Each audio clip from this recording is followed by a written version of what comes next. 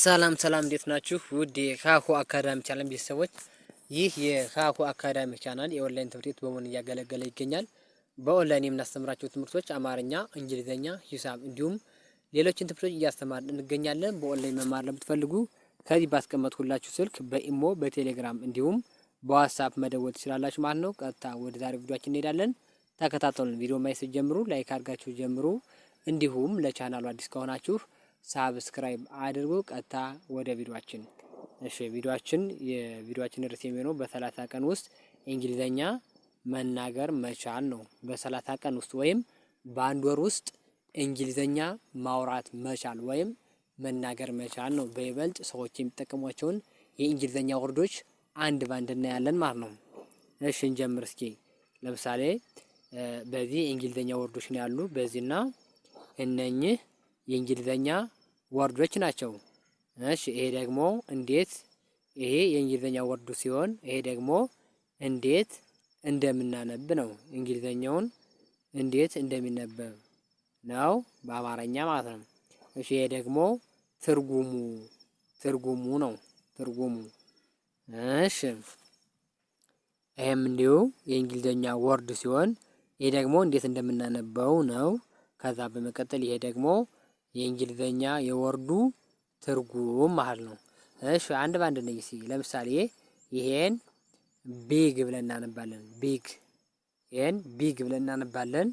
ቢግ ተብሎ ይነበባል ይሄ። እሺ ይሄን ቢግ ብለን ካነበብ አማርኛው እንዴት እንደሚነበብ ሲነበብ ይላል።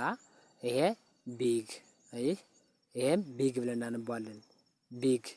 እሺ ቢግ ማለት ትርጉሙ ደግሞ ምን ማለት ነው? ትልቅ ማለት ነው። ቢግ ማለት ትርጉሙ ትልቅ ማለት ነው። ትልቅ። እሺ ይሄን ካየን ቀጥለን ደግሞ ይሄ ደግሞ አፕ ተብሎ ይነበባል። አፕ ብለን እናነባለን። አፕ። አማርኛው ደግሞ ይኸው ሲነበብ አፕ ተብሎ ይነበባል። አፕ። እሺ አፕ በዚህ መልኩ ካየን ትርጉሙ አፕ ምን ማለት ነው? አፕ ማለት ምን ትርጉም አለው? ሚኒንጉ ምንድነው? ሚኒንግ ማለት ትርጉም አለው። እሺ ሚኒንጉ ምንድነው ካል ወይም ትርጉሙ ምንድነው ካል ላይ ማለት ነው። አፕ ማለት ላይ ማለት ነው። ትርጉሙ ላይ ብለን እንጠራለን። አፕ ማለት ላይ ማለት ነው። እሺ ወደሚቀጥለው እንሂድ። ይሄ ደግሞ ዳውን ብለን እናነባለን። ዳውን ወይም ዶውን። እሺ ዶውን።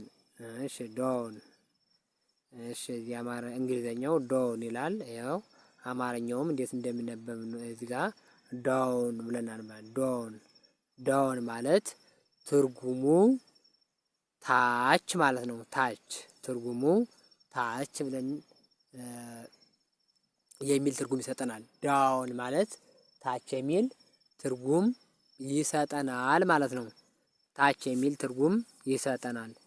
እሺ የሚቀጥለን ደግሞ ይሄ ደግሞ ዌት ተብሎ ይባላል። ዌት ብለን እናነባዋለን። ዌት ማለት አማርኛውም ከዚህ ጋር ዌት ብሎ ጥፈናል።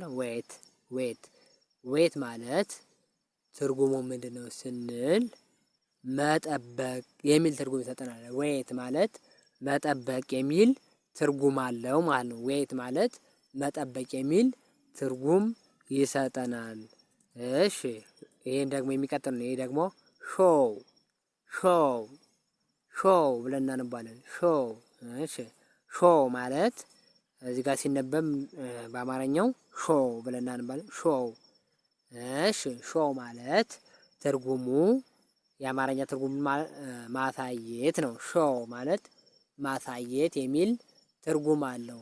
ሾው ማለት ማሳየት የሚል ትርጉም አለው ማለት ነው። እሺ ሾው ማለት ማሳየት የሚል ትርጉም ይሰጠናል ማለት ነው።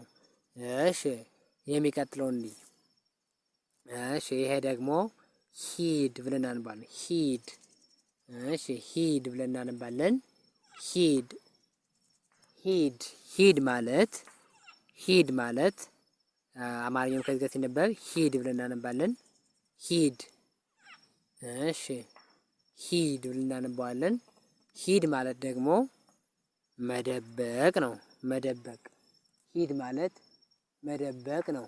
መደበቅ ትርጉሙ የአማርኛ ትርጉሙ መደበቅ ነው። ሂድ ማለት መደበቅ ከሆን ወደሚቀጥለው እንሂድ። ደግሞ ይሄ ደግሞ ዱ ብለን እናነባለን። ዱ እሺ፣ ዱ ተብሎ ይነበባል። ዱ አማርኛውም ከዛ ሲነበብም ዱ ብለን እናነባለን። ዱ ማለት ትርጉሙ መስራት የሚል ትርጉም ይሰጠናል። ዱ ማለት መስራት የሚል ትርጉም እናገኛለን ማለት ነው። ዱ ማለት መስራት ማለት ነው። ዱ ማለት መስራት ማለት ነው። እሺ እሺ፣ ይሄን ካየን የሚቀጥለው ደግሞ ሾት ሾት ብለን እንባለን። ሾት እሺ፣ ሾት ማለት ያው ሾት ብለን እንባለን። አማርኛም ከዚህ ጋር ሾት ተብሎ ይነበባል። ሾት ማለት ጩኸት ማለት ነው። ሾት ማለት ጩኸት የሚል ትርጉም እናገኛለን ማለት ነው። ሾት ማለት ትርጉሙ ምንድነው? ጩኸት የሚል ትርጉም እናገኝበታለን ማለት ነው። እሺ፣ ሾት ማለት ጩኸት የሚል ትርጉም ካገኘን የሚቀጥለውን ደግሞ እንይ። ይሄ ደግሞ ትራቨል የሚል እሺ፣ ትራቨል ማለት በአማርኛው ከዚህ ጋር ሲነበብ ትራቨል ብለን እናነባዋለን። ትርጉሙ መጓዝ ነው። መጓዝ ትራቨል ማለት መጓዝ ነው። ትራቨል ማለት መጓዝ የሚል ትርጉም እናገኛለን ማለት። ትራቨል ማለት ትርጉሙ መጓዝ ይሆናል ማለት ነው። ይሄ ደግሞ ቪዚት ተብሎ ይነበባል። ቪዚት ብለን እናነባዋለን። ቪዚት ብለን እናነባዋለን። ይሄን ቪዚት ብለን እናነባለን ማለት ነው። እሺ፣ ቪዚት ብለን ካነበብ ይሄን ቪዚት ማለት ደግሞ ትርጉሙ በአማርኛውም ሲጣፍ ይኸው እንዴት እንደሚነበብ ሲነበብ ቪዚት ብለን ነው የምናነበው። ትርጉሙ እሺ መጎብኘት ነው። መጎብኘት ወይም ጉብኝት ነው ትርጉሙ። ቪዚት ማለት መጎብኘት ወይም ጉብኝት ነው ትርጉሙ ማለት ነው።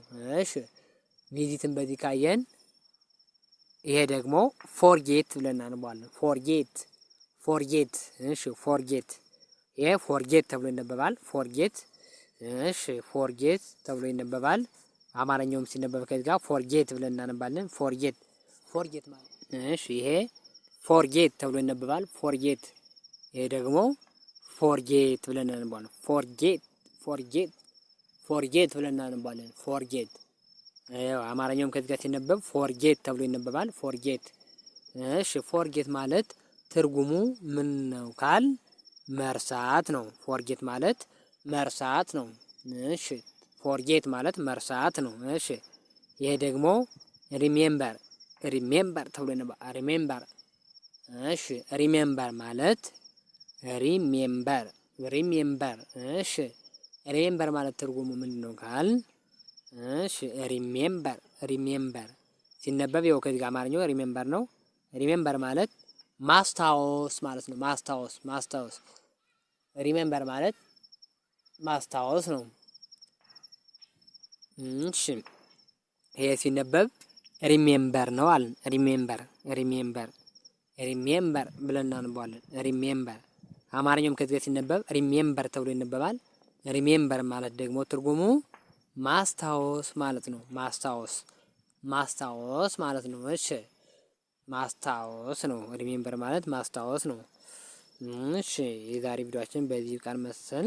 ውድ የቻናል ቤተሰቦች የዛሬ ቪዲዮአችን ይህን ይመስል ነበር። በኦንላይን መማር ለምትፈልጉ ከዚህ ባስቀመጥኩላችሁ ስልክ በኢሞ በቴሌግራም እንዲሁም በዋትስአፕ መደወል ትችላላችሁ። በኦንላይን የምናስተምራቸው ትምህርቶች አማርኛ፣ እንግሊዘኛ፣ ሂሳብ እንዲሁም ሌሎችን ትምህርቶች እያስተማርን እንገኛለን። በቀጣይ በአዲስ ቪዲዮ እስክንገናኝ ድረስ መልካም ጊዜ ይሁንላችሁ። ሰላም ሁኑ።